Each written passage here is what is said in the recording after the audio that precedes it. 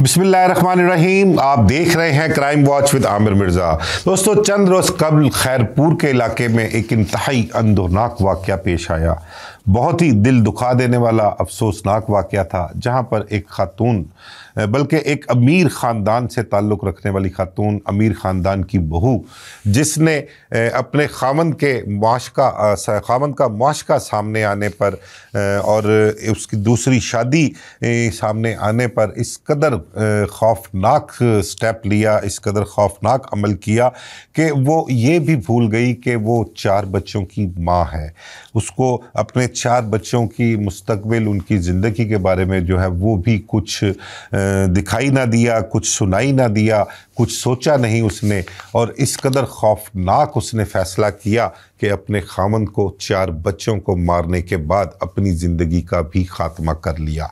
इस कदर हैवानियत और इस कदर सफाकियत उस खातून के अंदर किस तरह से आई, क्या ऐसा हुआ, इस बारे में आपके साथ बात करूँगा।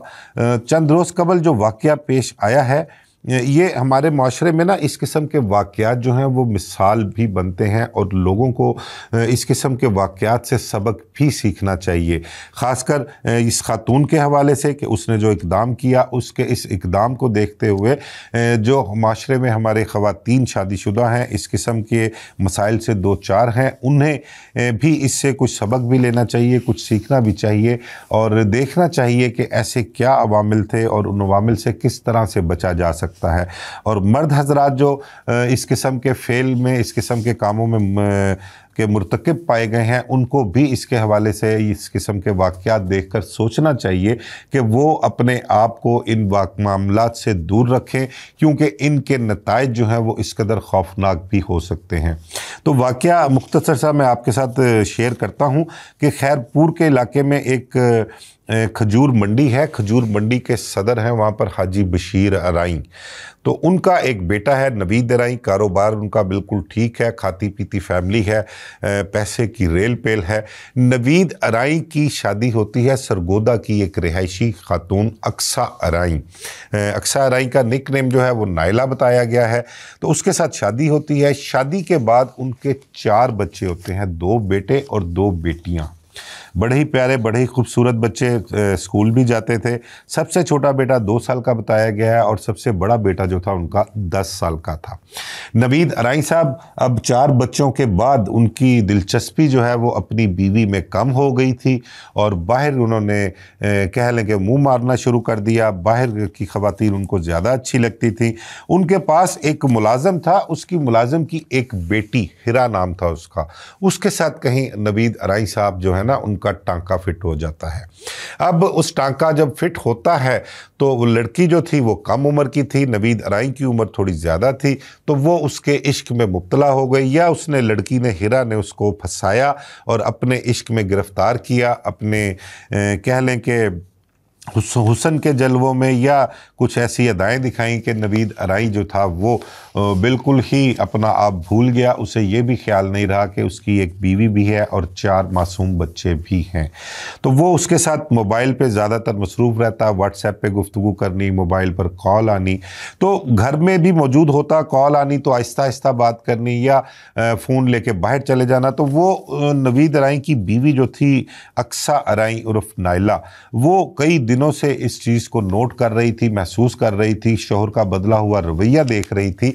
तो ये सब देखते हुए उसने एक ताड़ भी लगा रखी थी कि वो किसी ना किसी तरीके से पता लगाए कि मेरा खामंद किस ट्रैक पर चल रहा है, वो आजकल उसका ज़िंदगी में क्या कुछ चल रहा है। तो इस हवाले से उसने कई दफ़ा कोशिश की मोबाइल से वो चीज़ें चेक करने की, लेकिन मोबाइल में लॉक लगा होता था, इस हवाले से उसको कुछ इन्फॉर्मेशन नहीं मिल सकी। ये कोई 4 से 5 महीने से ये मामला चल रहा था। तो तकरीबन कोई 3-1 माह पहले जो था वो अक्सा कामयाब होती है, किसी ना किसी तरीके से अपने खामन का जो पासवर्ड होता है मोबाइल का वो लेती है, और वो खोल के जब चेक करती है व्हाट्सएप पे कॉल रिकॉर्ड देखती है, व्हाट्सएप चैटिंग देखती है, तो वो बहुत ही परेशान होती है। वो चैटिंग उसके लिए, नाइला के लिए बड़ी खौफनाक थी, बहुत अलार्मिंग थी। तो उससे उसको ये लग रहा था कि शायद ये जो है ना अपना नवीद अराई, उसका खामन जो है, उसके और हिरा के दरमियान मामला बहुत आगे जा चुके हैं और ये कोई शादी भी करना चाह रहे हैं। कुछ इस किस्म की उस पर मोबाइल चैटिंग जो थी उसमें से उसको ये अंदाज़ा हुआ। जब अंदाज़ा होता है तो वो अपने ससुर हाजी बशीर अराई से बात करती है, अपने घर वालों को भी बुलाती है, बड़े बुज़ुर्ग बैठते हैं, कई मरतबा बैठक हुई उनकी इसी हवाले से, और सब ने उसको नवीद अराई को समझाने की बहुत कोशिश की, समझाया बुझाया उसे कि उसके 4 बच्चे हैं, उसको इस किस्म के काम जो हैं वो ज़ेब नहीं देते। बिलाखिर नवीद अराई ने अपनी फैमिली और अपने ससुराल वाले के जो बड़े बुज़ुर्ग थे उनके साथ कमिट किया, उनको बताया कि नहीं, मेरा ऐसा कोई इरादा नहीं है शादी का, तो जो मामलात हैं वो भी वो मामलात सारे वाइंड अप कर देगा। तो उनको उसने खैर तसल्ली भी दे दी, और नाइला के जो घर वाले थे वो अपना इत्मीनान से वापस घर भी चले गए। उन्होंने अपनी बेटी को भी समझाया कि अब नवीद की तरफ से ऐसी कोई शिकायत नहीं आएगी, तो तुम आराम से अपने बच्चों के साथ, खामन के साथ ज़िंदगी बसर करो। ये मामला जब हो जाते हैं तो उसके बाद जो है कुछ दिन गुजरते हैं, कुछ दिन के बाद नवीद की एक्टिविटी फिर दोबारा ही वैसी हो जाती है और वो दोबारा फिर इन चीज़ों में इन्वॉल्व हो जाता है। फिर एक नया पासवर्ड मोबाइल को लग जाता है, फिर इसी तरह नाइला दोबारा वो पासवर्ड हासिल करने में कामयाब होती है, और उसके बाद जब दोबारा वो देखती है तो उसमें उसको इंकशाफ होता है कि उस लड़की हिरा ने नवीद अराई के साथ निकाह कर लिया है, उनकी शादी हो चुकी है। कुछ तस्वीरें देखती है, कुछ चैटिंग देखती है, जिसके बाद वो इंतहाई खौफनाक हो जाती है। वो कई दिन तक सोचती है इसके मुतल्लिक कि अब इसका करना क्या है, मेरे साथ धोखा हुआ है। एक चीज़ उसको ये भी खाई जा रही थी कि नवीद अराई के जो घर वाले या उसके करीबी रिलेटिव हैं वो भी इस काम में शामिल हैं, वो भी जो थे उनकी रजामंदी इसमें शामिल थी। इसकी वजह से वो बहुत ही ज़्यादा अपसेट भी थी, डिप्रेशन का भी शिकार थी, और उसको कुछ सुझाई नहीं दे रहा था। बिलाखिर वो फ़ैसला क्या करती है?